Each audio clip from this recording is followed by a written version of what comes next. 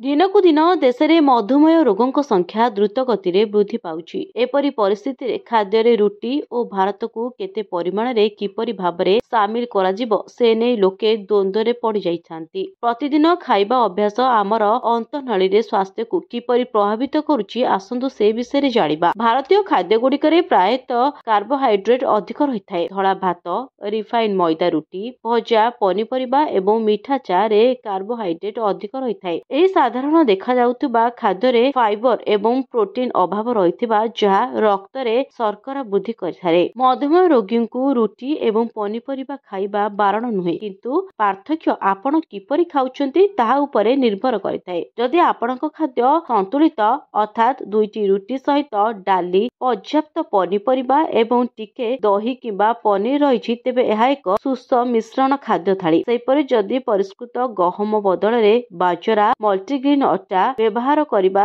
ତେବେ ଏହା ଶରୀରରେ ସକାରାତ୍ମକ ସ୍ତରକୁ ନିୟନ୍ତ୍ରଣରେ ରଖିବାରେ ସାହାଯ୍ୟ କରିଥାଏ। ଡାକ୍ତରଙ୍କ ମତରେ ଆମର ପାକସ୍ଥଳୀ ଶର୍କରା ନିୟନ୍ତ୍ରଣରେ ପ୍ରମୁଖ ଭୂମିକା ଗ୍ରହଣ କରିଥାଏ। ଏଥିରେ ଥିବା ଜୀବାଣୁକୁ କାର୍ବୋହାଇଡ୍ରେଟ୍ ଭାଙ୍ଗିବା, ପ୍ରଦାହ କରିବା ଏବଂ ମେଟାବଲିଜିମ୍ ଉନ୍ନତ କରିବାରେ ସାହାଯ୍ୟ କରେ। ଶର୍କରା ନିୟନ୍ତ୍ରଣ କରିବା ପାଇଁ ମଧୁମେହ ରୋଗୀମାନେ ଉଷୁମ ପାଣି ଏବଂ ଭିଜା ବାଦାମ ସହିତ ନିଜର ସକାଳ ଆରମ୍ଭ କରିପାରିବେ। ଏହା ସହିତ ମଧୁମେହ ରୋଗୀମାନେ ଖାଦ୍ୟ ଖାଇବାର 1 ମିନିଟ୍ ଚାଲିବା ଉଚିତ, ଯାହାଦ୍ୱାରା ସେମାନଙ୍କର ଶର୍କରା ସ୍ତର ନିୟନ୍ତ୍ରଣରେ ରହିବ। ବ୍ୟୁରୋ ରିପୋର୍ଟ, ନ୍ୟୁଜ ଦୁନିଆ।